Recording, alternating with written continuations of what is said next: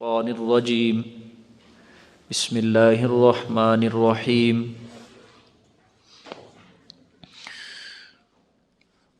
وَإِذْ قَالَ رَبُّكَ لِلْمَلَائِكَةِ إِنِّي خَالِقٌ بَشَرًا مِّنْ صَلْصَالٍ مِّنْ حَمَإٍ مَّسْنُونٍ فَإِذَا سَوَّيْتُهُ وَنَفَخْتُ فِيهِ مِنْ رُوحِي فَقَعُوا لَهُ سَاجِدِينَ فَسَجَدَ الْمَلَائِكَةُ كُلُّهُمْ أَجْمَعُونَ إِلَّا إِبْلِيسَ أَبَى أَن يَكُونَ مَعَ السَّاجِدِينَ قَالَ يَا إِبْلِيسُ مَا لَكَ أَلَّا تَكُونَ مَعَ السَّاجِدِينَ قال لم أكن لأسجد لبشر خلقته من صلصال من حمأ مسنون قال فاخرج منها فإنك رجيم وإن عليك اللعنة إلى يوم الدين قال رب فأنظرني إلى يوم يبعثون قال فإنك من المنظرين إلى يوم الوقت المعلوم قال رب بما أغويتني لأزينن لهم في الأرض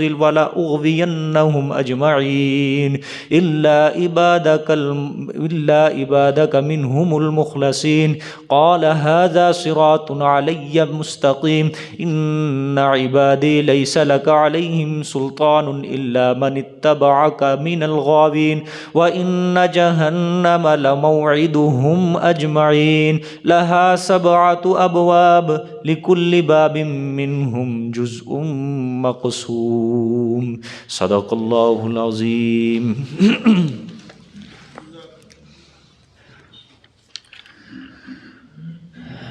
کل کے سبق میں اللہ تعالیٰ نے پہلی دلیل عقلی تفصیلی بیان فرمائی کہ میں نے آسمان کو تمہارے لیے خوبصورت بنایا، اس کے اندر ستارے بنائے، پھر میں نے ہر شیطان مردود سے، ہر جن سے اس آسمان کی حفاظت کی، یعنی تمہارے لیے روحانی غذا کا بھی اہتمام کیا. پھر زمین کو میں نے پھیلایا، اس کے اندر پہاڑ رکھے اور اس زمین سے ہر اگنے والی چیز کو ایک اندازے کے مطابق بنایا. پھر میں نے روزی روٹی پہننے کی چیزیں سب کچھ تمہارے لیے زمین سے پیدا کیا، اور ہواؤں کو میں نے مسخر کیا کہ وہ بادلوں کو اٹھا کر لاتی ہیں، پھر اس سے پانی ہم نے تم کو پلایا.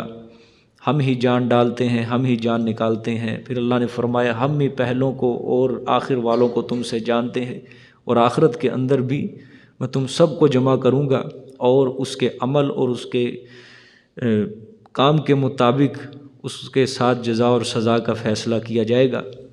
پھر اس کے بعد اللہ تعالیٰ نے حضرت آدم علیہ السلام کا تذکرہ شروع فرمایا، تخلیق آدم کا. اور وَإِذْ قَالَ رَبُّكَ لِلْمَلَائِكَةِ إِنِّي خَالِقٌ بَشَرًا مِّن صَلْصَالٍ مِّنْ حَمَإٍ مَّسْنُونٍ، جہاں سے آج سبق شروع ہو رہا ہے. اس قصے میں آدم علیہ السلام اور اولاد آدم سے ابلیس اور اس کی ذریت کی پرانی دشمنی کو بیان کرنا مقصود ہے. آدم اور آدم علیہ السلام کی ذریت سے ٹھیک ہے پرانی دشمنی اللہ تعالیٰ بیان فرمائیں گے، تاکہ اولاد آدم کو پتہ چل جائے کہ ان کا جو دشمن ہے وہ اصل شیطان ہے، اور ان کے بہکانے اور ورغلانے سے شیطان کے جھانسے کے اندر نہ آ جائے. شیطان کے بہکانے اور اس کے ورغلانے سے اس کے رستے کے اوپر نہ چل پڑے، اس کے بہکانے کے اندر، اس کے جھانسے کے اندر وہ پھنس نہ جائے. اللہ تعالیٰ کا یہ مقصود ہوگا. دیکھیں جی ترجمہ. وَإِذْ قَالَ رَبُّكَ لِلْمَلَائِكَةِ إِنِّي خَالِقٌ بَشَرًا مِّن صَلْصَالٍ مِّنْ حَمَإٍ مَّسْنُونٍ، اور جب کہا تیرے رب نے للملائکتی واسطے ملائکہ کے فرشتوں کو کہا، انی خالق بشرا من صلصال، بے شک میں پیدا کرنے والا ہوں ایک بشر کو، من صلصال مٹی آواز کرنے والی بجنے والی سے، من حمأ یعنی کیچڑ، مسنون بدبودار. ٹھیک ہے، تو یہ اللہ تعالیٰ نے فرمایا اس وقت کو یاد کرو جب اللہ نے فرشتوں سے کہا تھا کہ میں کھنکھناتے ہوئے سڑے ہوئے کالے کیچڑ سے ایک آدمی کا پتلا بنانے والا ہوں. ٹھیک ہے، یہاں پہ ایک بات سمجھ لیں، سورۃ بقرہ کے اندر یہ حضرت آدم علیہ السلام کی تخلیق کا اللہ نے ذکر فرمایا ہے، وَإِذْ قَالَ رَبُّكَ لِلْمَلَائِكَةِ، وہاں بھی اللہ تعالیٰ نے یہ فرمایا کہ جب اللہ تعالیٰ نے فرشتوں کو کہا کہ میں زمین میں اپنا ایک خلیفہ بنانے والا ہوں، ٹھیک ہے، فی الارض خلیفہ، کہ میں زمین میں اپنا خلیفہ بنانے والا ہوں، ٹھیک ہے، یہ یہاں بھی اللہ نے فرمایا جب کہا تیرے رب نے ملائکہ کو بے شک میں بنانے والا ہوں ایک بشر کو۔ اب سوال یہاں یہ پیدا ہوتا ہے کہ یہ اللہ تعالیٰ نے فرشتوں کو کیوں بتایا ہے؟ اللہ نے فرشتوں کو کیوں بتایا ہے؟ وجہ کیا تھی؟ فرشتوں کو بتانے میں کیا حکمت تھی؟ بعض لوگوں نے یہاں پہ یہ لکھ مارا ہے کہ اللہ تعالیٰ ملائکہ سے مشورہ کر رہا ہے، ٹھیک ہے، اللہ تعالیٰ ملائکہ سے مشورہ کر رہا ہے کہ مجھے بتاؤ، میں ایک زمین میں ایک انسان بنانے والا ہوں مٹی سے، بتاؤ مجھے مشورہ دو، بناؤں یا نہ بناؤں، ٹھیک ہے۔ بعض لوگوں نے یہاں پہ یہ بات لکھی ہے، لیکن یاد رکھنا مشورہ وہ طلب کرتا ہے جس کو آنے والے حالات کا علم نہیں ہوتا، جو عالم الغیب نہیں ہوتا، جو مختار کل نہیں ہوتا، آنے والے حالات کا علم نہیں ہوتا، مشورہ وہ طلب کیا کرتا ہے، ٹھیک ہے۔ اللہ تعالیٰ نے یہ مشورہ نہیں لیا، اللہ نے یہ مشورہ طلب نہیں کیا ملائکہ سے کہ مجھے بتاؤ کہ میں زمین کے اندر ایک انسان بنانے والا ہوں، بتاؤ میں بناؤں یا نہ بناؤں، بلکہ اس کا جواب میں نے سورۃ بقرہ کے اندر دیا تھا۔ اصل تھا ملائکہ سے امتحان لینا مقصود تھا اللہ کا، کہ دیکھو میں نے ایک بشر بنانا ہے مٹی سے، میں نے ایک انسان بنانا ہے، اور اس انسان کی خدمت کے اوپر میں نے تم کو مامور کرنا ہے، میں نے اس انسان کی خدمت کے اوپر تمہیں لگانا ہے، تمہیں مامور کرنا ہے۔ ابھی جو اشکال ہو، جو اعتراض ہو تمہارے ذہنوں کے اندر تم بتا دو، اگر بعد میں تم نے میری تخلیق کے اوپر کوئی بھی تم نے اعتراض کیا، کوئی نکتہ چینی کی، تو پھر تم مارے جاؤ گے۔ یہ بڑا زبردست اور معقول مفسرین نے جواب دیا ہے کہ مشورہ نہیں طلب کیا، بلکہ ان کو بتایا کہ میں زمین میں خلیفہ بنانے والا ہوں، میں نے اس انسان کی خدمت کے اوپر تمہیں مامور کرنا ہے، تمہیں ان کی خدمت کے اندر لگانا ہے۔ ابھی کوئی اشکال ہے تمہارے ذہن میں، وہ میرے سامنے پیش کرو۔ اگر تخلیق کے بعد، پیدا کرنے کے بعد تم نے کوئی اشکال کیا، کوئی اعتراض کیا، میرے سامنے پیش کیا، تو تم کیا ہو جاؤ گے؟ مارے جاؤ گے، جس طرح شیطان مارا گیا تھا۔ سمجھ آئی ہے کہ نہیں؟ جس طرح شیطان مارا گیا تھا۔ ابھی بھی کوئی اعتراض ہے تو پیش کر دو، وگرنہ بعد میں تمہارا وہ اعتراض قابل قبول نہیں ہوگا، تمہاری سخت پکڑ ہو جائے گی، ٹھیک ہے۔ یہ بڑا زبردست اور معقول ترین جواب ہے، ٹھیک ہے۔ تو اللہ تعالیٰ نے فرشتوں سے کہا کہ میں نے کھنکھناتے ہوئے سڑے ہوئے کالے کیچڑ سے ایک آدمی کا پتلا میں بنانے والا ہوں۔ فَإِذَا سَوَّيْتُهُ وَنَفَخْتُ فِيهِ مِن رُّوحِي فَقَعُوا لَهُ سَاجِدِينَ، پس جب کہ میں مکمل کر لوں، سویتہ، جب کہ میں اس کو مکمل کر لوں، یعنی اس کے سارے اعضاء کو میں مکمل کر لوں۔ آگے وَنَفَخْتُ فِيهِ، اور میں پھونک دوں بیچ اس کے مِن رُّوحِی، اپنی روح کو، ٹھیک ہے، میں بیچ اس کے اپنی روح کو پھونک دوں، یعنی اپنی پیدا کردہ روح کو پھونک دوں، اپنے حکم کو، یعنی میں اس کے اندر جان ڈال دوں، ٹھیک ہے۔ آگے فَقَعُوا لَهُ سَاجِدِينَ، ہاں پس گرنا تم، فَقَعُوا، گر جانا تم واسطے اس کے سجدہ کرنے والے، ٹھیک ہے، تم اس کے لیے سجدہ کرنے والے ہو جانا۔ فَسَجَدَ الْمَلَائِكَةُ كُلُّهُمْ أَجْمَعُونَ، پس سجدہ کیا ملائکہ نے، ٹھیک ہے، سجدہ کیا فرشتوں نے، کلہم اجمعون، سبحان اللہ، ساروں نے، اجمعون اکٹھے ہو کر، کسی ایک فرشتے نے بھی اللہ کے حکم کے آگے چونکہ چنانچہ اگرچہ مگرچہ کچھ بھی نہیں کیا، بغیر چون چرا کے سب نے اللہ کے ایک حکم کے اوپر، ایک اشارے کے اوپر حضرت آدم علیہ السلام کے لیے سجدہ کرنے کے لیے تیار ہو گئے، ٹھیک ہے، اللہ اکبر۔ مگر اللہ ابلیس، مگر ابلیس نے کیا کیا؟ ہاں، ابا، انکار کیا، ٹھیک ہے۔ یہاں پہ لفظ صرف ابا ہے، سورۃ بقرہ کے اندر ابا واستکبر، انکار بھی کیا، تکبر بھی کیا، ٹھیک ہے، تکبر کی وجہ سے انکار کیا تھا نا اس نے. ہاں ابا، انکار کیا. ان یکون مع الساجدین، یہ کہ ہو وہ ساتھ سجدہ کرنے والوں کے، یہ کہ ہوئے وہ ساتھ سجدہ کرنے والوں کے.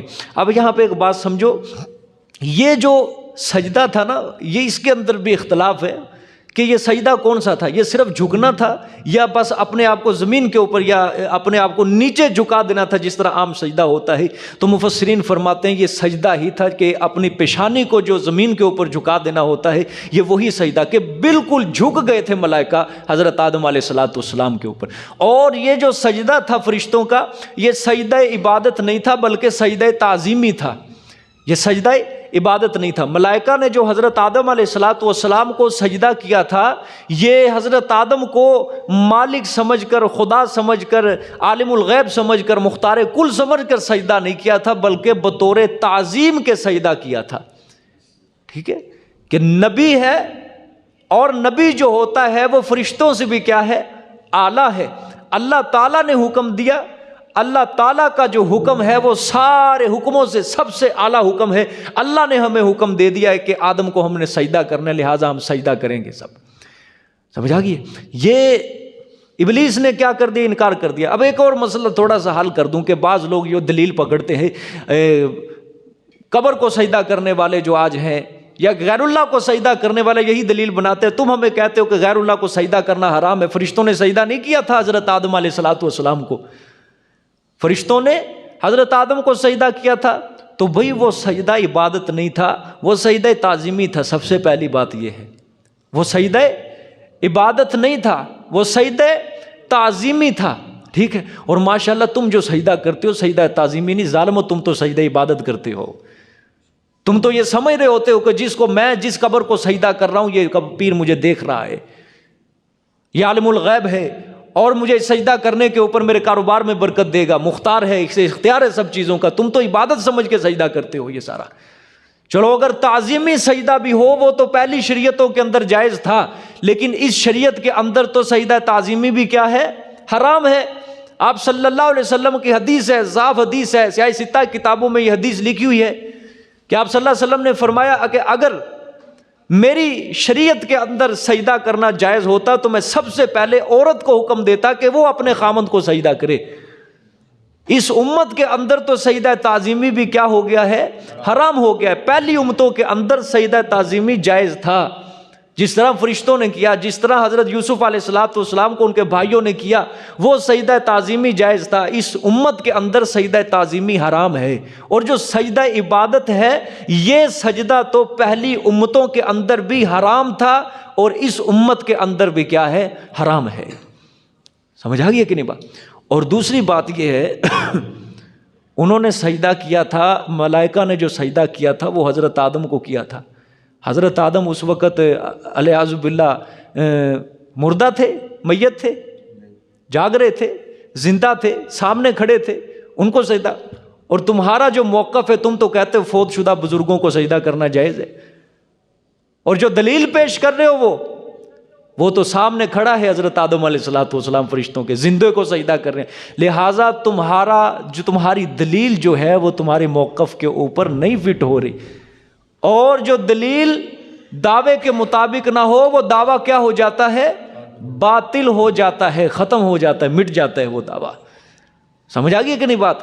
ہاں وہ سجدہ جو تھا وہ سجدہ کون سا تھا؟ تعظیمی سجدہ مراد ہے، وہ عبادت کا سجدہ نہیں تھا. ابلیس نے کیا کر دیا؟ انکار کر دیا از راہ تکبر. ٹھیک ہے، انکار کیا یہ کہ وہ ساج سجدہ کرنے والوں کے. قال یا ابلیس ما لک الا تکون مع الساجدین. اب یہ اللہ نے پوچھا کہ اللہ نے فرمایا اے ابلیس ما لکا، اے ابلیس ما لکا، کیا ہو گیا تجھے؟ ما لکا، اے ابلیس کیا ہوا تجھے؟ اللہ تکون، کہ نہ ہوا تو مع الساجدین، ساتھ سجدہ کرنے والوں کے. تجھے کیا ہو گیا کہ تو ساتھ سجدہ کرنے ملائکہ کے ساتھ تو نے سجدہ نہیں کیا؟ اچھا یہ بھی ایک سوال حل کر دوں کہ دیکھو حکم ہوا تھا فرشتوں کو سجدہ کرنے کا. ٹھیک ہے، حکم کس کو ہوا تھا؟ اللہ، فرشتوں کو. اور شیطان نور سے تو نہیں بنا، یہ تو آگ سے بنا ہے، شیطان تو فرشتہ نہیں ہے۔ تو اللہ تعالیٰ نے فرشتوں کو حکم دیا، لیکن اللہ آگے فرما رہے الا ابلیس، مگر ابلیس نے نہیں کیا۔ اگر ابلیس کو ہوتا وہ بھی سجدہ کر لیتا۔ سوال ہوتا ہے نا پیدا۔ اس کا جواب مفسرین نے یہ دیا کہ یہ جو ابلیس تھا نا، اس کا اصل نام تھا عزازیل، ٹھیک ہے؟ عربی کے اندر اس کا معنی ہوتا ہے عزیز اللہ، یعنی اللہ تعالیٰ کا قریبی، اللہ تعالیٰ کا عزت دیا ہوا قریبی تھا، یہ بہت عبادت گزار تھا یہ، ٹھیک ہے؟ عزازیل نام تھا اس کا، اور یہ فرشتوں کے ساتھ ہی زیادہ تر رہتا تھا۔ کیا رہتا تھا؟ فرشتوں کے ساتھ ہی زیادہ تر رہا کرتا تھا۔ تو جب اللہ نے فرشتوں کو حکم دے دیا تو ساتھ اسی کو بھی کیا ہو گیا؟ حکم ہو گیا، ٹھیک ہو گیا؟ ساتھ اس کو بھی کیا ہو گیا؟ حکم ہو گیا، ٹھیک ہے کہ نہیں؟ اب مثال کے طور پہ بھئی ایک مدرسہ ہے یا ایک کالج ہے، کوئی مدرسہ ہے، اس کے اندر کتنے زیادہ طلباء کرام پڑھ رہے ہیں، اب جو پڑھ رہے ہیں وہ تو پہلے ہی اس مدرسے کے پرنسپل کے، اس مدرسے کے قوانین کے تحت چل رہے ہیں۔ اگر کوئی باہر سے کوئی اور بندہ آ گیا، ٹھیک ہے، اب جب بھی اس مدرسے میں نماز کا حکم دیا جائے گا، قرآن پڑھنے کا حکم دیا جائے گا، ٹھیک ہے، اس بندے نے آ کے داخلہ بھی لے لیا، ٹھیک ہے، داخلہ لے لیا، اب جب نماز پڑھنے کا حکم دیا جائے گا سارے طلباء کرام کو، اب وہ جو بندہ نیا داخل ہوا ہے اس کو بھی کیا ہوگا؟ حکم ہوگا۔ اب یہ رہتا تھا فرشتوں کے ساتھ ہی زیادہ تر رہتا تھا، ادھر جانا ادھر جانا، تو جب اللہ نے فرشتوں کو حکم دے دیا اب ساتھ اس کو بھی کیا ہو گیا؟ حکم ہو گیا ساتھ ہی اس کو، ٹھیک ہے۔ لیکن ابلیس نے سجدہ کرنے سے کیا کر دیا؟ انکار کر دیا، ٹھیک ہے۔ اللہ تعالیٰ نے پھر ابلیس سے کہا کہ تجھے کیا ہو گیا کہ نہ ہوا تو ساتھ سجدہ کرنے والوں کے، ٹھیک ہے۔ اب اس نے دلیل دی ہے، قال لم اکن لاسجد لبشر خلقته من صلصال من حمأ مسنون، ٹھیک ہے۔ اس نے جواب دیا، کہنے لگا یعنی نورانی ہو کر ظلمانی کو کیسے سجدہ کروں؟ مجھے تو آگ سے پیدا کیا، ٹھیک ہے، اور اس کو مٹی سے پیدا کیا، میں ظلمانی کو سجدہ کیسے کروں؟ ابلیس نے کہا نہیں ہوں میں تاکہ میں سجدہ کروں لبشر، بشر کے لیے، خلقتہ جس کو تو نے پیدا کیا، ٹھیک ہے، نہیں ہوں میں تاکہ سجدہ کروں کسی بشر کو، خلقتہ جس کو تو نے پیدا کیا، من صلصال مٹی آواز کرنے والی سے، من حمأ مسنون یعنی مٹی بدبودار سے، ٹھیک ہے، یعنی حمأ مسنون مٹی کیچڑ بدبودار سے، ٹھیک ہے، میں سجدہ کرنے والا نہیں ہوں۔ سورۃ اعراف کے اندر اللہ تعالیٰ نے اس کو واضح بیان کیا ہے، وہاں کیا ہے؟ اللہ نے فرمایا کیوں، کیا ہو گیا تجھے، تو نے سجدہ کیوں نہیں کیا آدم کو جبکہ میں نے تجھے حکم دیا ہے؟ اس نے کہا قال انا خیر منہ، میں اس سے بہتر ہوں، میں کیا ہوں؟ اس سے بہتر ہوں۔ وجہ کیا ہے؟ خلقتہ من نار، خلقتنی من نار وخلقتہ من طین، مجھے تو نے آگ سے پیدا کیا ہے اور اس کو تو نے مٹی سے پیدا کیا ہے، اور آگ جو ہے مٹی سے زیادہ افضل ہے۔ مٹی کو اگر اوپر پھینکا جائے تو وہ نیچے آئے گی، آگ کو اگر نیچے جلایا جائے تو وہ بلندی کی طرف جائے گی، لہٰذا میں ہوں افضل اور یہ ہے ادنا، ٹھیک ہے۔ اعلیٰ چیز ادنا کے آگے کیسے جھک جائے؟ اس ظالم نے عقلی دلیل دی تھی، کیا دی تھی؟ عقلی دلیل دی تھی، عقل کے معیار کے اوپر اس نے اللہ کے حکم کو پرکھا، یعنی الیاذ باللہ اللہ تعالیٰ کے حکم کو وہ نیچ کر رہا ہے، ہیچ کر رہا ہے، اور اپنی عقل کو، عقلی دلیل جو دے رہا ہے اس کو کیا کر رہا ہے؟ اوپر کر رہا ہے، اس کو اعلیٰ سمجھ رہا ہے، ٹھیک ہے۔ تو اللہ نے فرمایا ابلیس تجھے کیا ہوا، تو نے سجدہ کرنے والوں کے ساتھ تو نے کیوں نہیں سجدہ کیا جبکہ میں نے تجھے حکم دیا تھا؟ تو اس نے کیا کہا کہ ایک بشر کو میں سجدہ کروں؟ تکبر ہے نا، ایک بشر کو میں سجدہ کروں جسے تو نے کھنکھناتے ہوئے سڑے کالے کیچڑ سے پیدا کر دیا؟ یعنی میرے اس سجدہ نہ کرنے کی وجہ یہ ہے کہ میں اس سے بہتر ہوں، ٹھیک ہے۔ میں پیدا ہوا ہوں آگ سے اور وہ پیدا ہوا ہے کس سے؟ مٹی سے پیدا ہوا ہے، ٹھیک ہے۔ آگ جو ہے مٹی سے افضل ہے، یعنی مٹی ایک جسم کثیف اور بدترین عنصر ہے، اور آگ جو ہے وہ ایک خوبصورت ترین عنصر ہے، پس اعلیٰ ادنا چیز کو کس طرح سجدہ کر سکتی؟ میں ہوں اعلیٰ اور یہ ہے ادنا، یہ کس طرح سجدہ کرے؟ یہ سب اس ظالم کا خام خیال تھا، عقل کے معیار کے اوپر اللہ تعالیٰ کے حکم کو پرکھ رہا تھا۔ اس لعین نے یہ نہ جانا کہ فضیلت کا دار و مدار صرف اور صرف اللہ کے حکم کے اوپر ہے۔ جب اللہ تعالیٰ نے حکم دے دیا اس کو چاہیے تھا وہ سجدہ کر دے، اس کے آگے دلیلیں نہ دیتا، دلیلیں نہ رکھتا، اس کے آگے اپنی عقل کو نہ چلاتا، بلکہ ظالم نے اپنی عقل کو چلایا، یہ نہ سمجھا یہ حکم کس کا ہے، میں اعلیٰ ہوں، اپنی عقل کے معیار کے اوپر اپنے آپ کو کیا کہہ رہا ہے، میں اعلیٰ ہوں، ٹھیک ہے، اور اپنی عقل کے معیار کے اوپر کہہ رہا ہے کہ حضرت آدم کیا ہے، ادنا ہے، لیکن اس نے فضیلت کا مدار نہیں اصل سمجھا، فضیلت کا مدار جو میرے لیے ہے وہ صرف اور صرف اللہ کا حکم ماننے کے اندر ہے۔ اللہ کا جو نیک بندہ ہوتا ہے اللہ کا حکم مانتے ہیں یا نہیں مانتے؟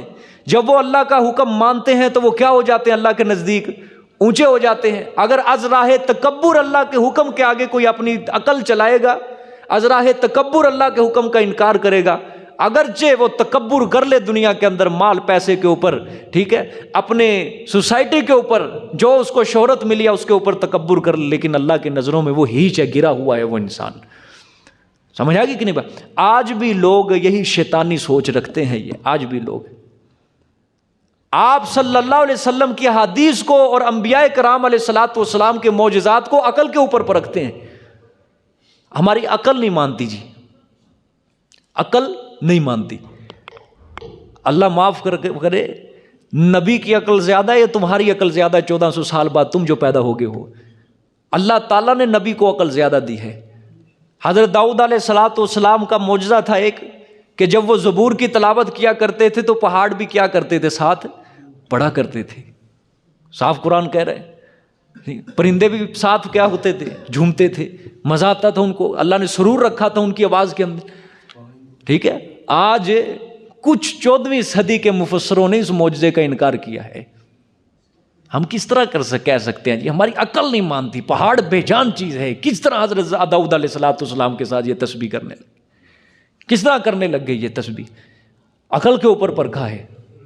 ہماری عقلیں یاد رکھنا کم ہے، ٹھیک ہے، اور اللہ تعالیٰ ہر حکم کے اوپر قادر ہے، اپنے حکم کے اوپر اللہ غالب ہے، ہماری عقلیں مغلوب ہیں اس کے حکم کے آگے۔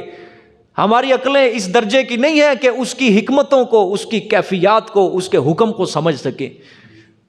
سمجھ آ گئی کہ نہیں؟ وہ چاہے تو پہاڑوں کو زبان دے سکتا ہے، وہ چاہے تو آسمان کو زبان دے سکتا ہے۔ آج ہماری عقلیں کہتی ہیں کہ قیامت والے دن یہ ہاتھ کس طرح بولیں گے؟ سورۃ یاسین کے اندر آتا ہے نا کہ قیامت کا دن ہوگا، اس کے ہر اعضاء کیا ہوگا، بولے گا، گواہی دے گا اس کے بارے میں، ہاتھ بولیں گے، پاؤں بولیں گے، زبان بولے گی، آنکھیں بولیں گی، کان بولیں گے۔ ہماری عقلیں کہتی ہیں کہ کس طرح ہوگا یہ کام، لیکن اللہ تعالیٰ اس چیز کے اوپر قادر ہے۔ یہ اس وقت جا کے پتہ چلے گا جب اللہ ان کو زبان دے گا، اور یہ اعضاء کہیں گے کہ ہم آج اپنے رب کے سامنے جھوٹ نہیں بولیں گے۔ عقل کا کیا معیار ہے، ٹھیک ہے؟ احادیث کو عقل کے اوپر، سر سید احمد خان بھی اسی وجہ سے گمراہ ہو گیا تھا، اس نے بھی عقل کے معیار کے اوپر آپ صلی اللہ علیہ وسلم کی صحیح احادیث کا انکار کیا۔ اس نے صحیح، اللہ معاف کرے، اللہ بچائے گمراہی سے، ایسے علم سے اللہ بچائے کہ جب انسان کو پاس زیادہ علم آ جاتا ہے نا تو وہ سمجھتا ہے مجھ سے بڑا روئے زمین کے اوپر عالم ہی کوئی نہیں ہے، مجھ سے بڑا علم والا ہے ہی نہیں، میں سب سے بڑا عالم ہوں۔ پھر آپ صلی اللہ علیہ وسلم کی حدیث کو بھی نہیں وہ چھوڑتا، معاف نہیں کرتا۔ ہماری جی عقلیں نہیں مانتی ہیں، عقل ہمارے ذہن کے اندر آتا ہے کس طرح اس حدیث کو مان لیں، صحیح حدیث۔ الیاذ باللہ 1400 سال کے اندر صحابہ کو سمجھ نہیں آئی وہ حدیث کب تک کیسے پہنچتی آپ صلی اللہ علیہ وسلم تک؟ صحابی بیچ سے ہو کر پھر آپ صلی اللہ علیہ وسلم تک وہ حدیث پہنچتی ہے۔ میں نے اس سے سنا، میں نے فلانے سے سنا، میں نے فلانے سے سنا، صحابی سے ہو کر ہی آپ صلی اللہ علیہ وسلم تک پہنچتی ہے وہ حدیث۔ صحابی کو سمجھ نہیں آئی، تابعین کو سمجھ نہیں آئی، جو دور صحابہ کے اندر، صحابہ کی صحبت کے اندر بیٹھ کے جنہوں نے آپ صلی اللہ علیہ وسلم کا دین سیکھا، ان کو وہ حدیث سمجھ نہیں آئی، تبع تابعین کو وہ سمجھ نہیں آئی، مفسرین کو، محدثین کو سمجھ نہیں آئی وہ حدیث۔ 1400 سال کے بعد تو کہہ رہے ہماری عقل نہیں مانتی اس حدیث کو۔ اب ایسے شخص کو ہم کیا کہ عالم کہیں گے؟ ایسے شخص کو ہم بدترین گمراہ کہیں گے، جس نے پیارے پیغمبر صلی اللہ علیہ وآلہ وسلم کی حدیث کا انکار اپنی عقل کے اوپر کیا۔ جی عقل نہیں مانتی ہمارے پہ، شیطان نے بھی کہا تھا میری عقل نہیں مانتی، میں اس کو کس طرح سجدہ کروں؟ اللہ نے اس کو گمراہ کر دیا، قیامت تک کے لیے اللہ نے اس کو گمراہ کر دیا۔ سمجھ آئیے؟ اور گمراہ ہی نہیں صرف کیا، آگے دیکھنا اللہ کہیں گے قیامت تک تیرے اوپر لعنت ہی لعنت ہے۔ اور ایک بات میری یاد رکھنا، ان پڑھ جو ہوتا ہے نا اس کو سیدھا رستہ نصیب ہو جاتا ہے، اور بڑی جلد نصیب ہو جاتا ہے۔ لیکن جو پڑھا لکھا گمراہ ہوتا ہے اس کو کبھی سیدھا رستہ نہیں نصیب ہوتا، الا قلیل، الا ماشاء اللہ جس کو مل جائے۔ مشرکین مکہ تھے، 13 سال آپ صلی اللہ علیہ وسلم نے مکہ کے اندر گزارے، ٹھیک ہے، انہوں نے بھی ظلم و ستم کی انتہا کر دی تھی صحابہ کے اوپر، آپ صلی اللہ علیہ وسلم کے اوپر، ٹھیک ہے۔ مدینہ منورہ گئے، کس سے مقابلہ ہوا؟ یہودیوں سے، عیسائیوں سے، منافقین سے، ٹھیک ہے۔ اچھا، یہودیوں کے اندر کتنے ایمان لے کے آئے تھے؟ بہت کم۔ اللہ خود قرآن میں کہتا ہے الا قلیل، الا قلیلا، الا قلیل، قلیلا ما تشکرون، قلیلا ما یشکرون، بہت قلیلا ما یؤمنون، بہت کم ان میں سے ایمان لائے ہیں۔ لیکن یاد رکھنا آپ صلی اللہ علیہ وسلم کے اوپر سب سے زیادہ جو ایمان لائے تھے وہ مشرکین مکہ میں سے تھے، مکے کے کافروں میں سے، ان پڑھ۔ ان کو ہدایت نصیب ہو گئی تھی جلدی، بہت جلدی ہدایت نصیب ہوگی قرآن پاک کے ذریعے، لیکن یہودیوں میں سے بہت کم ایمان لائے تھے، صرف عبداللہ ابن سلام رضی اللہ تعالیٰ عنہ تو ان کے ماننے والے مقتدی تھے، بس وہ ایمان لائے تھے۔ عیسائیوں کے اندر بھی بہت کم ایمان لے کے آئے تھے، سمجھ آئی ہے۔ لیکن مشرکین مکہ ان پڑھ تھے، نہ کسی آسمانی کتاب کے اوپر ان کا یقین نہیں تھا، نہ تورات کو مانتے تھے، نہ انجیل کو، نہ زبور کو، بس انہوں نے ایمان قبول کر لیا، ان پڑھ تھے، بس اللہ تعالیٰ نے ان کو لے آئے۔ لیکن یہ ظالم، یہ گمراہ تھے، ضد کی وجہ سے، عناد کی وجہ سے آپ صلی اللہ علیہ وسلم کے اوپر ایمان نہیں لے کے آئے۔ پڑھے لکھے تھے نا، گمراہ تھے، اللہ تعالیٰ نے ہدایت کے رستے سے ان کو کیا کر دیا؟ محروم۔ آج بھی 14 صدیاں گزرنے کے بعد بھی اگر کوئی پڑھ لکھ کے پھر گمراہ ہو گیا، اس کا واپس آنا بڑا مشکل ہے۔ اور یقین کرو اگر بغیر استاد کے دین کو حاصل کرنے کی اگر کسی نے کوشش کی، علم حاصل کرنے کی کوشش کی، میں قرآن مجید میں سے آج آپ کو یہ بھی ایک مسئلہ حل کر دوں۔ دیکھو اللہ نے قرآن میں کہا وَلَقَدْ يَسَّرْنَا الْقُرْآنَ لِلذِّكْرِ فَهَلْ مِن مُدَّكِرٍ، ہم نے قرآن کو آسان بنایا ہے کوئی نصیحت حاصل کرنے والا؟ بے شک قرآن آسان ہے، میں اس چیز کا قائل ہوں کہ ہر انسان کو چاہیے اس کو ترجمے سے پڑھے، تفسیر کے ساتھ پڑھے، سمجھے اس کو۔ قرآن کے اندر کچھ واعظ و نصیحت ہیں اور کچھ مسائل ہیں۔ واعظ و نصیحت جو قرآن کے اندر ہے نا، جس طرح یہ آیات ہیں اب آپ کے سامنے، یہ کیا ہے؟ واعظ و نصیحت ہو رہی ہے ساری مکی آیات، مکی صورتوں کے اندر زیادہ تر کیا ہے؟ واعظ و نصیحت ہے، اس کو پڑھو، ہر انسان اس کو سمجھ سکتا ہے۔ لیکن جو مدنی صورتوں کے اندر احکامات ہیں نا بھائی، وہ عام انسان کس طرح سمجھ سکتا ہے؟ مجھے بتاؤ۔ سورۃ نساء مدنی ہے، اس کے اندر سارے مسائل ہیں، سارے مسائل۔ اگر عام انسان اس کو پڑھنے لگ گیا ترجمہ، کیا سمجھے گا؟ وہ کچھ بھی نہیں سمجھ سکتا۔ اس کو استاد کے ساتھ سمجھو کہ ہمیں یہ مسئلہ سمجھاؤ، یہ کس طرح ہے یہ، ٹھیک ہے۔ عورتوں کے مسائل ہیں، سورۃ احزاب کے اندر آئیں گے انشاءاللہ، ٹھیک ہے۔ سورۃ نساء کے اندر مسائل ہیں، سورۃ بقرہ کے اندر مسائل ہیں، ٹھیک ہے۔ یہ جو مسائل ہیں نا، جتنے بھی احکامات ہیں، یہ آپ کو استاد کے ساتھ سمجھ۔ واعظ و نصیحت جو ہے نا، اس کے لیے اللہ نے اس قرآن کو آسان کر دیا۔ حل من مدکر، ہے کوئی نصیحت حاصل کرنے والا؟ لیکن آج لوگ، یاد رکھنا، جس نے بغیر استاد کے علم حاصل کیا نا، جس نے بھی بغیر استاد کے، استاد کا سایہ نہیں، بس گھر میں بیٹھا فلانی کتاب پڑھی، فلانی کتاب پڑھی، سرچ کرنے لگ گیا، وہ وہاں جا کے ٹکا ہے۔ اس کی اخیر جو ہوئی ہے، اخیر جو ہوئی ہے، یا شیعت ہوئی ہے یا قادیانیت ہوئی ہے، سمجھ آئے گی؟ ہاں بالکل، ہاں بالکل۔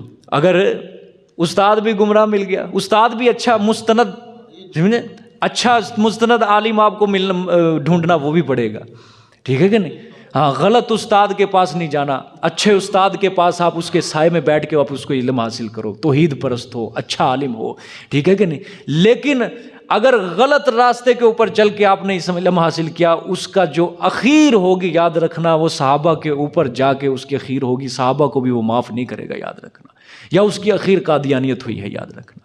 یہ بات میری ذہن میں اندر بٹھا لینا، سمجھ آ گئی؟ دیکھو جی آگے، قال لم اقل لاسجد لبشر خلقته من صلصال من حماء مسنون، کہا شیطان نے، نہیں ہوں میں تاکہ میں سجدہ کروں کسی بشر کو، ہاں بشر کو، خلقتہ، پیدا کیا تو نے اس کو، من صلصال من حماء مسنون، من صلصال، پیدا کیا تو نے اس کو مٹی آواز کرنے والی سے، من حماء مسنون یعنی مٹی بدبودار۔ آگے، قال فاخرج منها فانک رجیم، اللہ نے فرمایا، اب فرمایا نکل تو، منہا، اس سے، ٹھیک ہے۔ سورۃ اعراف میں اندر فہبت، اتر جا تو، یعنی آسمانوں سے اتر جا۔ اب یہاں پہ اللہ فرمایا فاخرج، نکل تو، منہا، اس سے، فانک رجیم، پس بے شک تو کیا ہے؟ مردود ہے، پھینک مار ہے، راندہ درگاہ ہوا ہے بوجہ اس حرکت کے جو آج تو نے میرے حکم کو کیا کر دیا ہے، ٹال دیا، ختم کر دیا، میرے حکم کو تو نے انکار کیا ہے۔ آگے یہ تو ثمرہ تھا، پہلا ثمرہ۔ دوسرا ثمرہ وَإِنَّكَ عَلَيْكَ اللَّعْنَةَ إِلَىٰ يَوْمِ الدِّينِ، اور بے شک اوپر تیرے لعنت ہوگی قیامت کے دن تک۔ ابلیس نے ازراہ تکبر اللہ کے مقابلے میں اپنی رائے کو بلند جانا، اعلیٰ جانا، تو اللہ نے حکم دیا اے مغرور، اے بدبخت، نکل جا تو یہاں سے آسمانوں سے، اب قیامت کے دن تک تیرے اوپر میری لعنت برستی رہے گی۔ لعنت سے مراد میری رحمت سے دور رہے گا، میری رحمت کے تو کبھی قریب نہیں آئے گا۔ ٹھیک ہے، آگے شیطان نے کہا قال ربی فانظرنی الی یوم یبعثون، کہا شیطان نے اے میرے رب پس مجھے مہلت دے اٹھائے جانے کے دن تک۔ کب تک؟ اٹھائے جانے یعنی قیامت تک، جس دن تو قبروں سے زندہ کر کے اٹھائے گا اس دن تک مجھے کیا دے دے؟ مہلت دے دے۔ ٹھیک ہے، کیوں مہلت دے دے؟ تاکہ میں گمراہ کرتا رہوں، ٹھیک ہے، تاکہ میں اس کی اولاد سے خوب بدلہ لے لوں، اولاد آدم کہ جس کی وجہ سے تو نے مجھے گمراہ کیا، اپنے دربار سے نکالا، اب میں اس کی اولاد سے کیا لوں گا؟ بدلہ لوں گا۔ اللہ نے فرمایا قال فإنک من المنظرین، اللہ نے فرمایا فإنک، پس بے شک تو ہے مہلت دیے ہوئے سے۔ ٹھیک ہے، تو مہلت دیے ہونے سے، تو نے مجھ سے آگے آج دعا کی ہے، جا میں نے تیری دعا کو بھی رد نہیں کیا، جا تجھے مہلت دی میں نے۔ ٹھیک ہے، لیکن مہلت کب تک ہے؟ الی یوم الوقت المعلوم، طرف وقت معلوم کے یعنی نفخہ اولا تک۔ اس نے بھی بڑا سمجھداری کے ساتھ اس نے اللہ کے سامنے یہ بات رکھی کہ مجھے اٹھائے جانے تک۔ دیکھو دو نفخے ہوں گے نا، ایک ہوگا نفخہ اولا کہ جب حضرت اسرافیل علیہ السلام سور میں پھونکا ماریں گے سارا عالم مر جائے گا۔ ٹھیک ہے، سارا عالم کیا ہو جائے گا؟ فنا ہو جائے گا، ختم ہو جائے گا، سارے انسان ساری مخلوق کیا ہو جائے گی؟ ختم ہو جائے گی۔ یہ نفخہ اولا ہے۔ اب یہ اٹھائے جانے کا دن، پھر اس کے 40 سال بعد پھر دوبارہ سور پھونکا جائے گا حضرت اسرافیل علیہ السلام، اس کے بعد سارا عالم کیا ہو جائے گا؟ زندہ ہو جائے گا۔ اس نے کہا اٹھائے جانے کے دن تک مجھے مہلت دے۔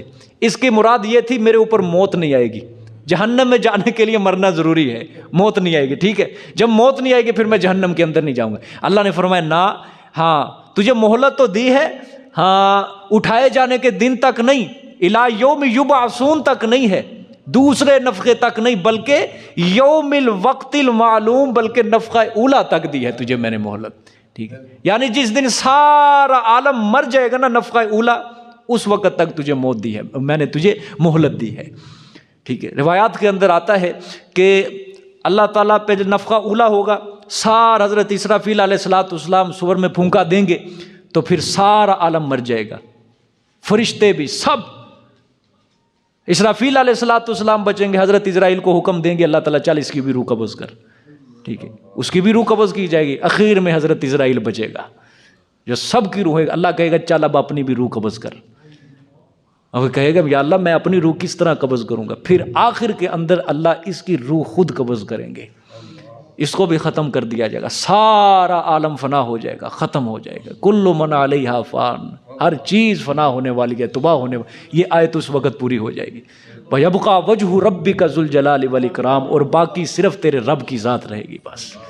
سارے عالم کے اوپر موت آئے گی، سارے عالم کے اوپر، سب نے مر جانا ہے، آج کل پرسوں۔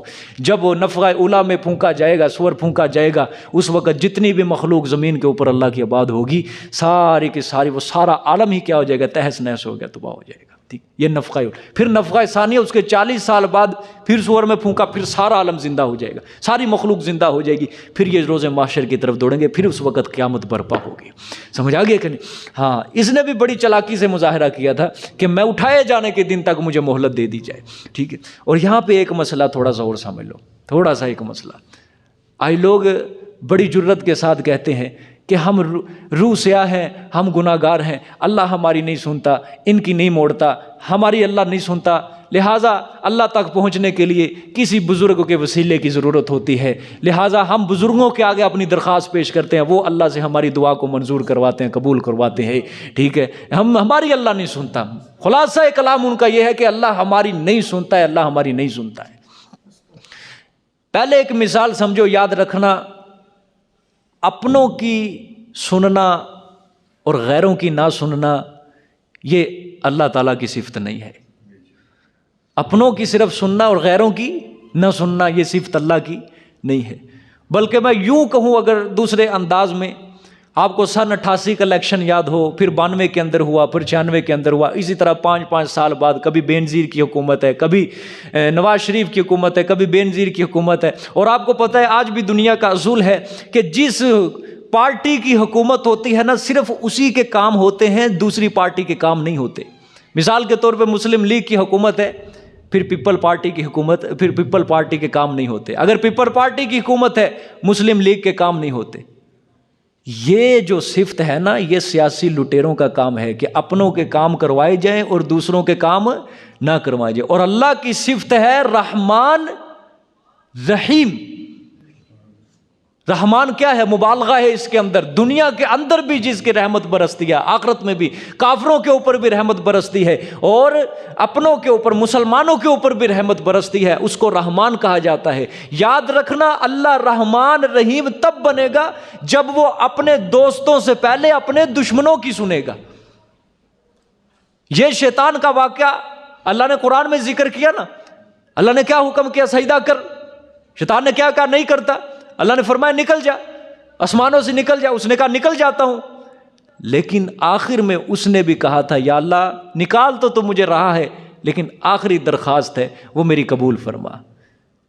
تو اللہ تعالیٰ نے قبول فرمائی کہ نہیں؟ اس کی درخواست سن لی. شیطان کی سنی ہے. شیطان پلید نہیں ہے، ہم سے زیادہ پلید ہے، لعنتی. اللہ نے فرمایا جا تیرے اوپر قیامت کے دن تک لعنت برستی رہے گی. شیطان تو اپنے آپ کو اس نے غیر بنا لیا نا، میں اللہ کی رحمت سے دور ہو گیا، لیکن اللہ نے اس کی بھی سنی.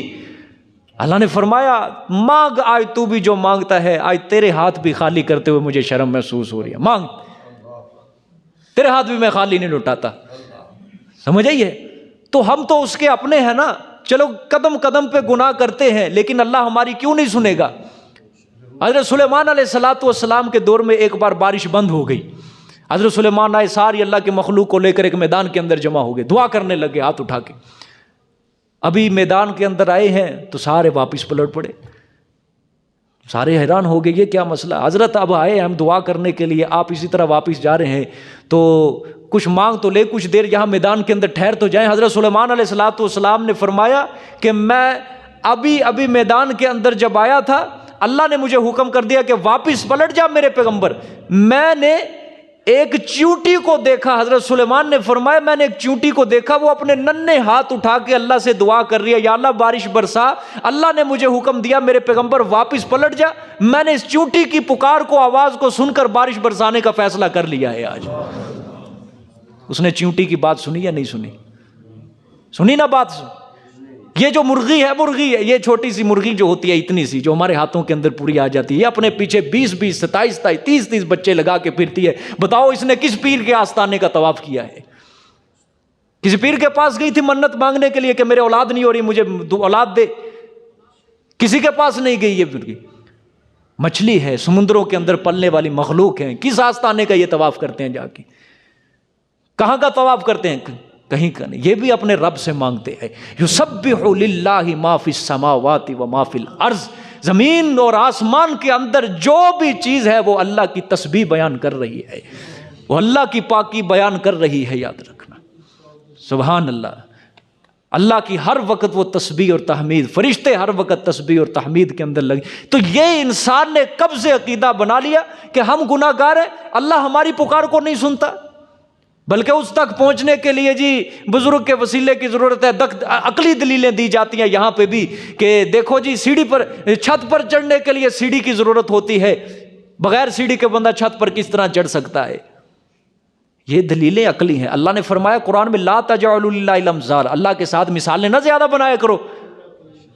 اللہ کے ساتھ مثالیں نہ بناؤ. یہ چھت کے اوپر سیڑھی کی ضرورت اس لیے پڑی ہے چڑھنے کے لیے کہ چھت دور ہے، بڑی 20 فٹ دور ہے، 30 فٹ دور ہے، 40 فٹ 50 فٹ چھت دور ہے. اور اللہ دور ہے بندے سے نہ. یا اللہ تو خود ہی بتا دے تو بندے کے کتنا دور ہے. اللہ خود فرماتے ہیں ہاں نحن اقرب الیہ من حبل الورید، میں بندے کی شاہرگ سے بھی زیادہ قریب رہتا ہوں. میں بندے کی شہرک سے بھی زیادہ قریب. سورۃ بقرہ کے اندر آتا ہے میرے پیغمبر جب یہ صحابہ میرے بندے آپ سے آ کے سوال کریں کہ اللہ کہاں ہے تو میرے بندوں کو جواب دے دینا انی قریب. وہ رب تو تمہارا قریب ہی رہتا ہے, وہ تو شہرک سے بھی زیادہ قریب ہے. اللہ خود فرما رہا ہے قال ربکم ادعونی استجب لکم, مجھے پکارو میں تمہاری پکار کو قبول کروں گا.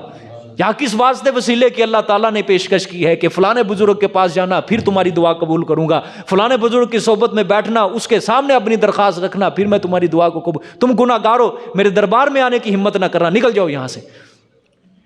اللہ کی رحمت یہ نہیں کہتی, یہ اللہ کی رحمت. ہاں یہ جو ہوتے ہیں نا دنیا کے اندر جو بڑے بڑے میجر ہوتے ہیں, بڑے بڑے آفیسر ہوتے ہیں, انہوں نے اپنے دروازے پہ لکھا ہوا ہوتا ہے کہ فلانے وقت آنا, صبح 10 بجے سے لے کر 3 بجے تک میرے دفتر میں آنا, باقی ملنے کا کوئی وقت نہیں ہے. یہ ان کے دروازوں کے اوپر لکھا ہوتا ہے. اتوار والے دن ناغا ہوگا, ٹھیک ہے, باقی سارے دن جب مرضی ملو, سارا ہفتہ جب مرضی ملو. لیکن اللہ تعالیٰ کی جو رحمت ہے اپنے دروازے پہ, اللہ تعالیٰ نے اپنے دربار کے دروازے پہ ہر وقت یہ لکھا ہوا ہے, اس کی رحمت اس کے دروازے پہ ہر وقت اعلان کر رہی ہے. صبح کو آ, دوپہر کو آ, دن کو آ, رات کو آ, جس مرضی گھڑی کے اندر میرے دربار میں آ, جب مرضی آ, مجھ سے حاجتیں مانگ, مجھ سے اپنی ضرورتیں پوری کروا.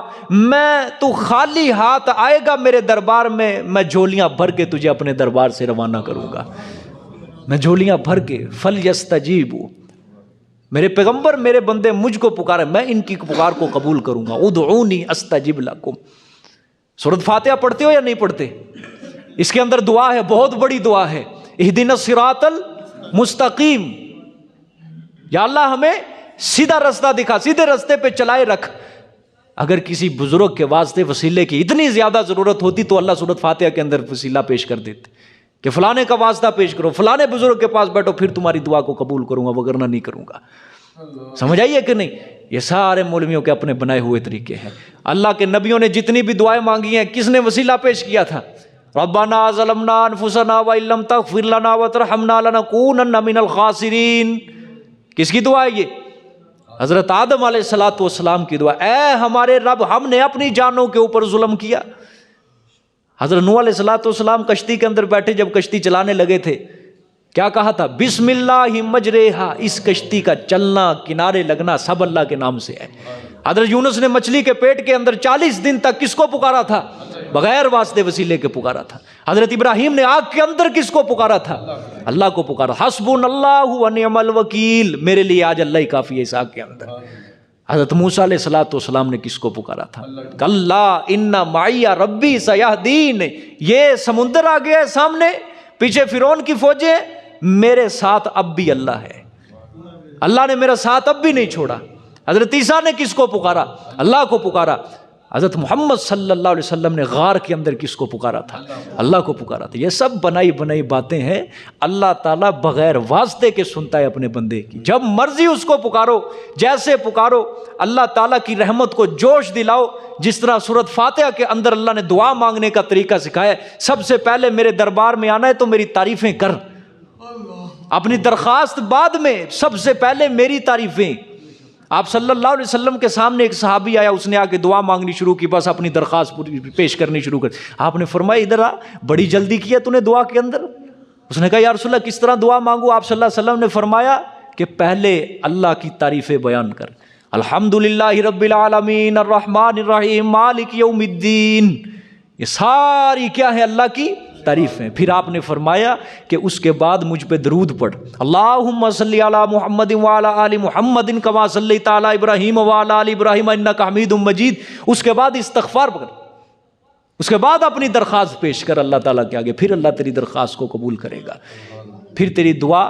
وگرنہ اگر تو نے اس اصول کے مطابق تو نے دعا نہ مانگی, تیری دعا آسمان کے نیچے لٹکتی رہے گی, بہکتی رہے گی, کبھی ادھر کبھی ادھر. تیری دعا آسمان کے دروازے پار کر کے نہیں جائے گی رب تک. یہ دعا مانگنے کا طریقہ ہوتا ہے. ٹھیک ہے, دعا مانگے تو صحیح کوئی اللہ تعالیٰ سے. پیر کے دربار پہ جا کے ہاتھ اٹھانے ہیں, بڑے ادب سے کھڑے ہوتے ہیں, لمبی لمبی دعائیں کرتے ہیں. جب خدا کے دربار میں آتے ہیں یہاں 2 سجدے دے کے بھاگ جاتے ہیں. ٹھیک ہے, یقین پتہ ان کا کس کے اوپر ہے؟ کیونکہ انہوں نے دربار پہ کھڑے ہونا ہے نا. یہ جو ہوتے ہیں نا پیر بھائی آپس کے اندر بنے ہوئے, یہ ایک دوسرے کا بڑا خیال رکھتے ہیں. ٹھیک ہے، ایک دوسرے کا بڑا خیال رکھتے ہیں کہ ہمارا وہ پیر بھائی ہے، وہ بیچارہ بھوکا ہے، اس کی مدد کرو. جب اس کی مدد ہو جائے وہ کہتا ہے واہ جی واہ پیراں دیتا مینوں، پیراں دیتا. ان کا یقین اور بڑھ جاتا ہے. علم غیب کے اوپر یقین نہیں ہے ان کا علم ہے کہ جو ابھی ابھی آ جائے ہمارے پاس، ابھی ہمارے سامنے آ جائے، پھر ان کا یقین اور بڑھ جاتا ہے. مجھے تو جو کچھ دے رکھا ہے میرے پیر نے دے رکھا ہے. چونکہ اللہ جو دیتا ہے پہلے برتن اچھی طرح کھٹکھٹاتا ہے. ٹھیک ہے، اللہ پہلے امتحانوں کی بھٹیوں سے گزارتا ہے، اس کو ایمان کے اندر اللہ کندن بناتا ہے.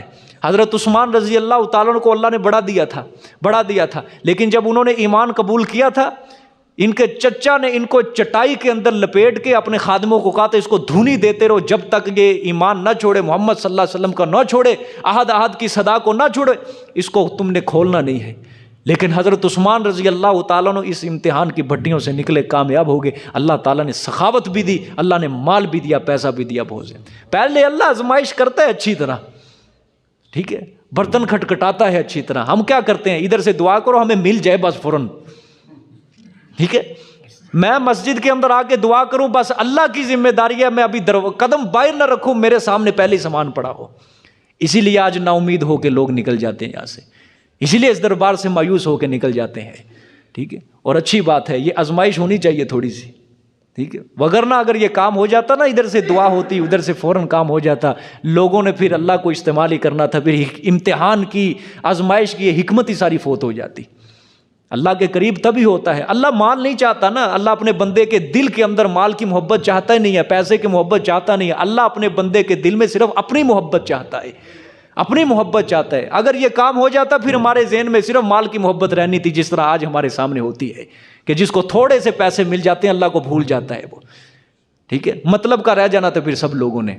ٹھیک ہے، یہ اللہ تعالیٰ پہلے یاد رکھنا مصیبت ڈالتا ہے، آزمائشیں ڈالتا ہے، پریشانیاں ڈالتا ہے، پھر اللہ تعالیٰ اس کی دعاؤں کو قبول کرنے شروع کر دیتے ہیں.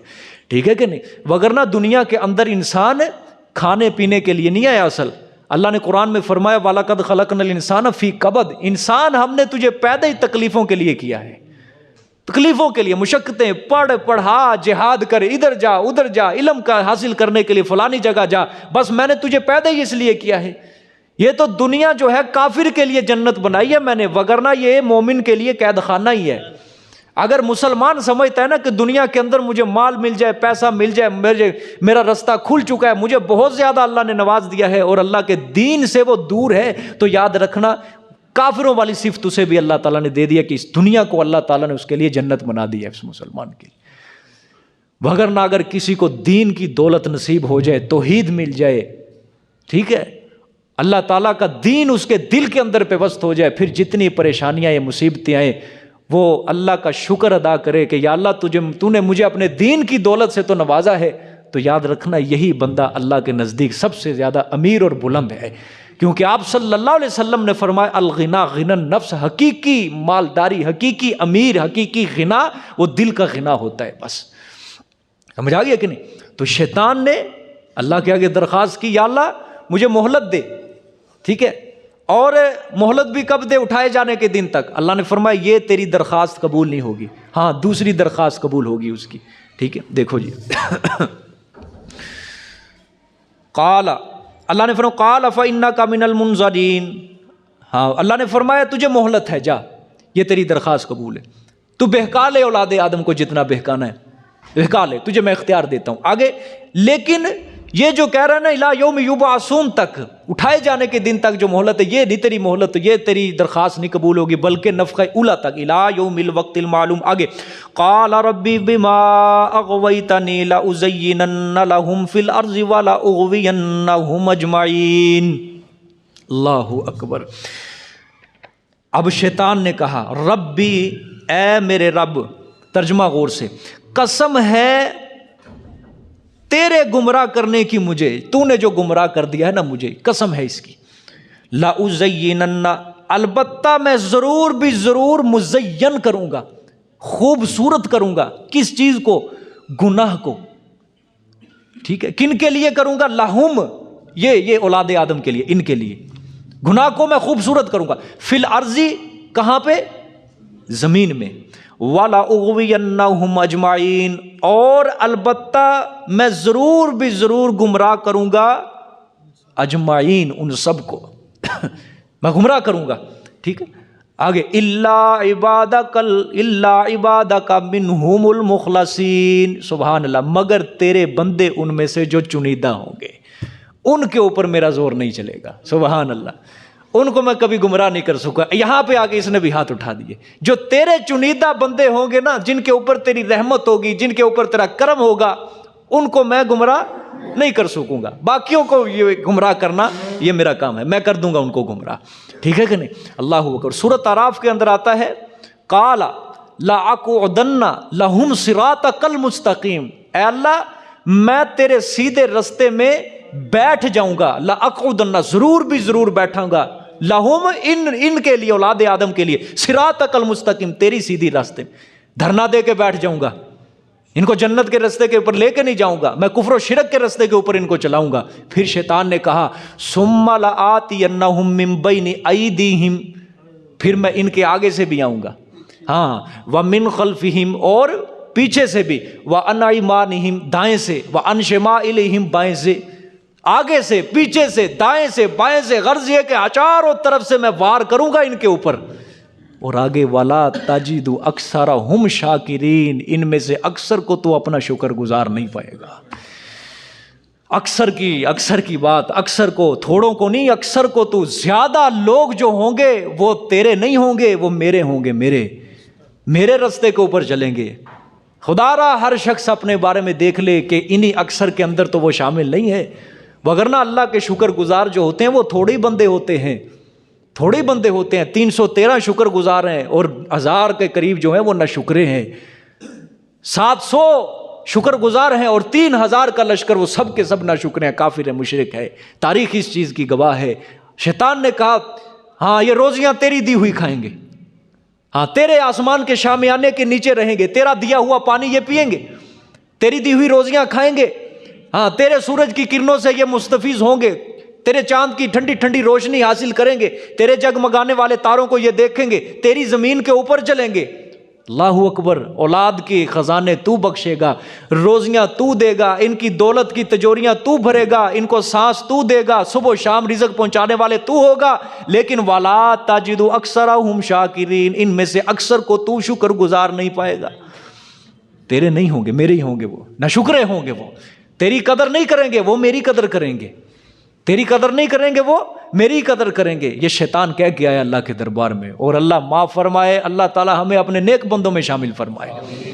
الا عبادک منہم المخلصین، مگر تیرے بندے ان میں سے جو مخلص چنیدہ ہوں گے، ان کے اوپر میرا زور نہیں چلے گا.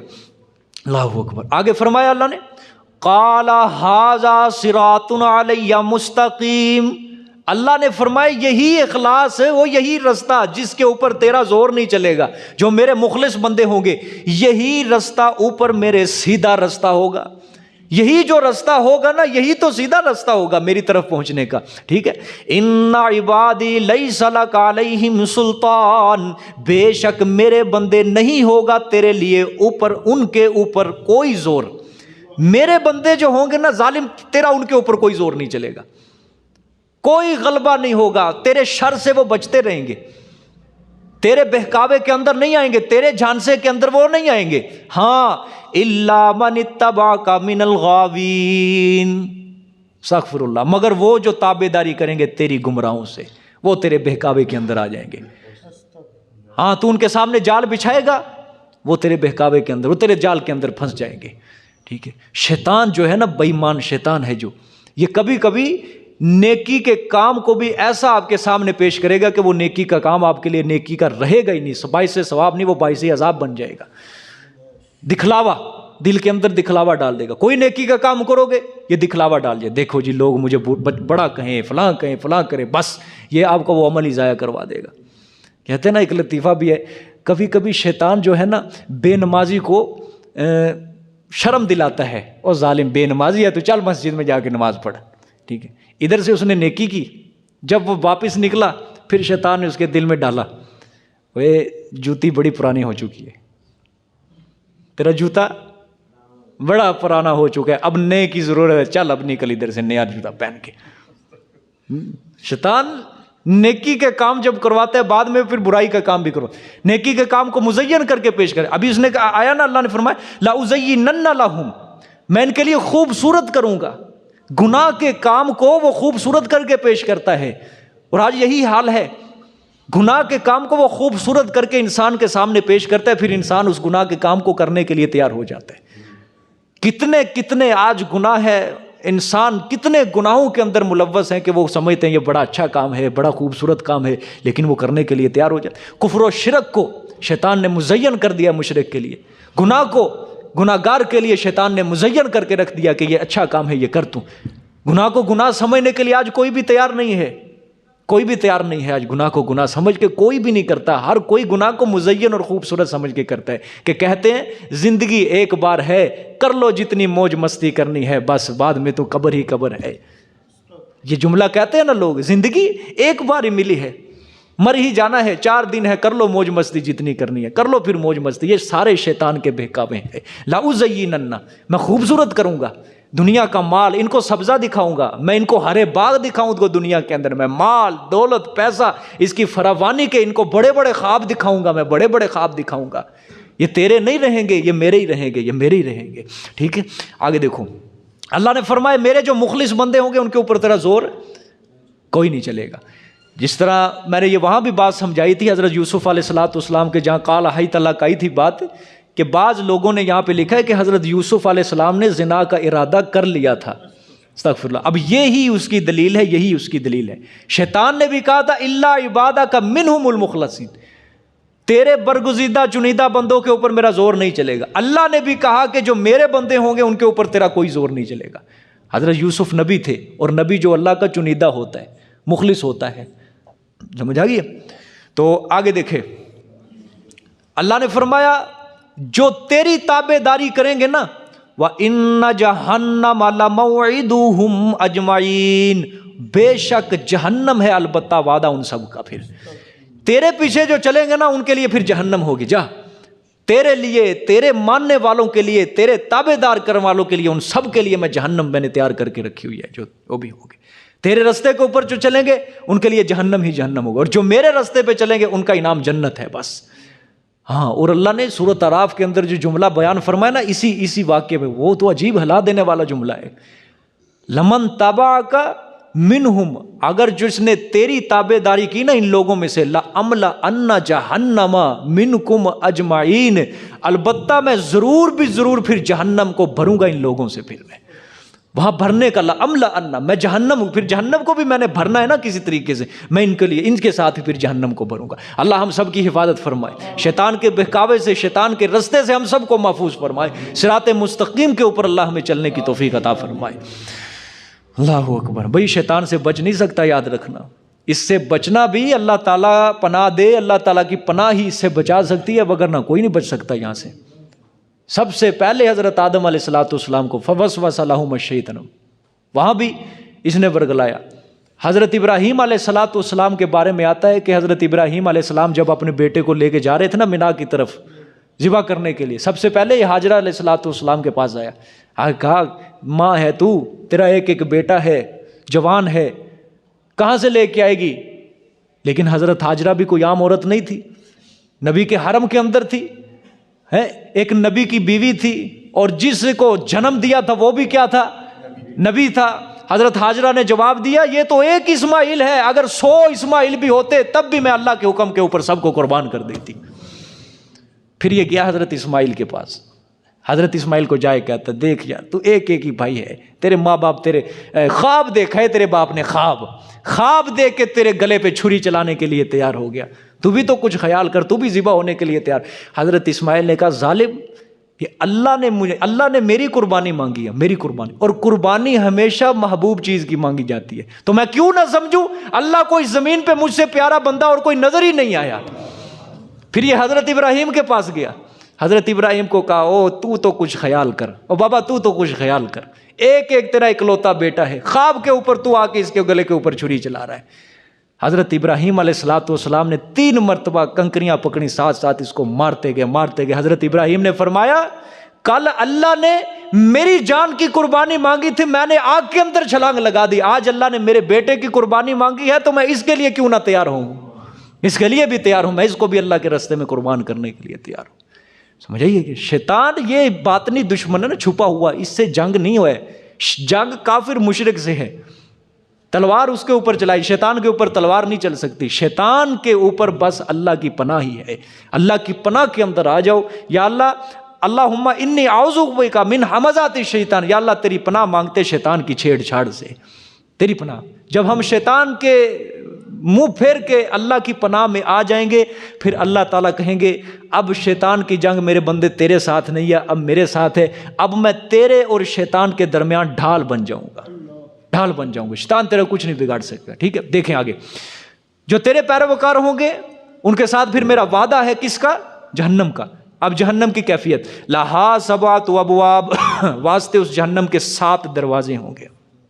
کتنے؟ 7 دروازے، لکل باب منہم جزء مقسوم، ہر دروازے کے واسطے، ہر دروازے کے ان میں سے حصہ ہے تقسیم کیا ہوا، ہر دروازے کے لیے لوگ کیا ہیں؟ تقسیم کیوں ہیں؟ ٹھیک ہے، یعنی ایک ایک حصہ ان گمراہوں میں سے، ہر دروازے میں ایک ایک حصہ ان گمراہوں کا کیا ہے؟ مخصوص کیا ہوا ہے کہ اس دروازے سے فلانے گزریں گے، اس دروازے سے فلانے گمراہ گزریں گے، ہر کسی کے لیے ایک حصہ مقرر کیا ہوا ہے۔ بعض علماء کہتے ہیں یہ جہنم جو ہے نا، یہ جہنم کے 7 طبقات مراد ہیں، یہ دروازے جو اللہ نے کہا ہے نا، طبقے مراد ہیں، دروازے مراد نہیں ہے۔ کس طرح اللہ نے قرآن کے اندر ایک لفظ بولا جہنم، جس طرح یہاں پہ آیا، اسی طرح اللہ نے قرآن میں لفظ بولا لظا، اسی طرح اللہ نے قرآن میں لفظ بولا حطامہ، اسی طرح اللہ نے قرآن میں لفظ بولا سعیر، سقر، جحیم، حاویہ، 7 اللہ نے قرآن میں لفظ بولے ہیں۔ یہ جہنم کے 7 طبقات مراد ہیں۔ بعض علماء اس طرف گئے ہیں، اور بعض کہتے ہیں دروازوں سے اصل دروازے ہی مراد ہے، جس سے دوزخیوں کو الگ الگ کر کے ہر دروازے سے ان کو کیا کیا جائے گا؟ داخل کیا جائے گا، تقسیم کیے ہوئے اللہ تعالیٰ نے۔ ٹھیک ہے، جزاک اللہ، صدق اللہ العظیم۔ اللہ